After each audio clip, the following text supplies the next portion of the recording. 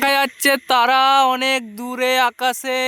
আর এই একটা তারা, তার নিচে আছে এখানে লাইট জ্বলছে মাঠে সুজাই। আমার পেছনে আছে শিয়াল। আমাকে খুবই ভয় লাগছে, কিন্তু ক্যামেরা ঘুরে যখনই দেখেছি এটা তো শিয়াল না, এটা তো আমাদের আশিক।